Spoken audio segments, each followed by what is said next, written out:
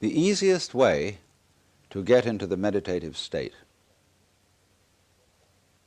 is to begin by listening. If you simply close your eyes and allow yourself to hear all the sounds that are going on around you,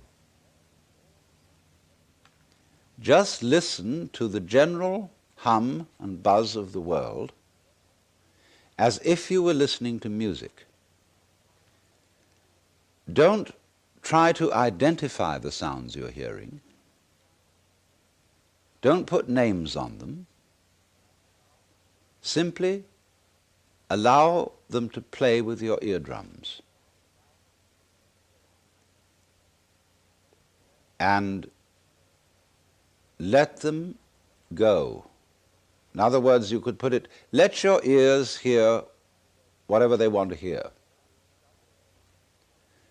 Don't judge the sounds. There are no, as it were, proper sounds or improper sounds, and it doesn't matter if somebody coughs or sneezes or drops something. It's all just sound. And if I am talking to you right now and you're doing this, I want you to listen to the sound of my voice just as if it were noise. Don't try to make any sense out of what I'm saying, because your brain will take care of that automatically. You don't have to try to understand anything. Just listen to the sound.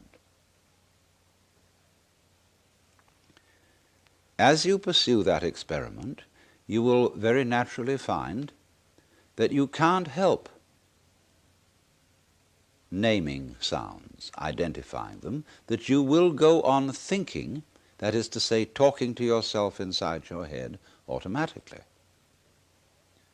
But it's important that you don't try to repress those thoughts by forcing them out of your mind, because that will have precisely the same effect as if you were trying to smooth rough water with a flat iron.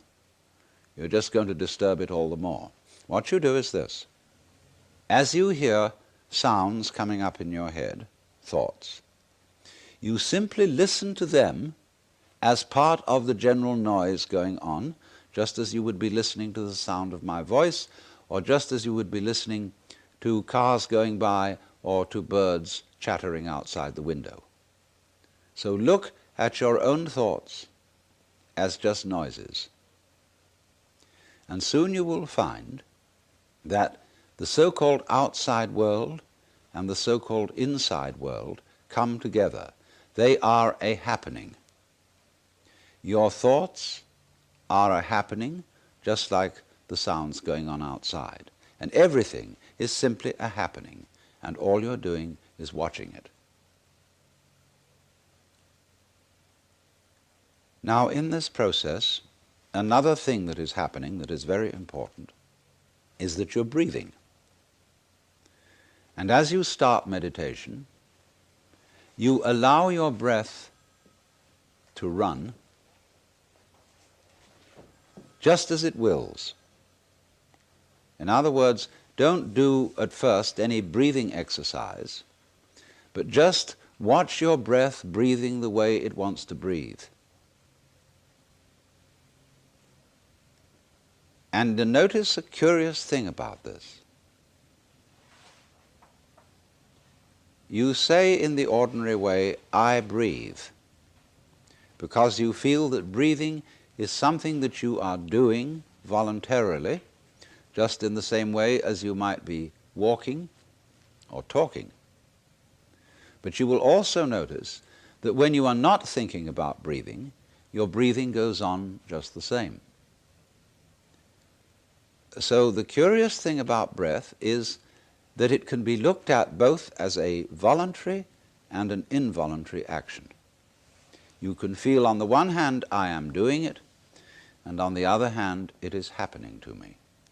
And that is why breathing is a most important part of meditation, because it is going to show you, as you become aware of your breath, that the hard and fast division that we make between what we do on the one hand and what happens to us on the other is arbitrary. So that as you watch your breathing, you will become aware that both the voluntary and the involuntary aspects of your experience are all one happening. Now that may at first seem a little scary, because you may think, well, am I just the puppet of a happening, the mere passive witness of something that's going on completely beyond my control? Or on the other hand, am I really doing everything that's going along? Well, if I were, I should be God. And that would be very embarrassing, because I would be in charge of everything. That would be a terribly responsible position. The truth of the matter, as you will see it, is that both things are true. You can see it that everything is happening to you, and on the other hand, you're doing everything. For example, it's your eyes that are turning the sun into light. It's the nerve ends in your skin that are turning electric vibrations in the air into heat and temperature. It's your eardrums that are turning vibrations in the air into sound, and in that way you are creating the world. But when we're not talking about it, when we're not philosophizing about it, then there is just this happening, this, and we won't give it a name.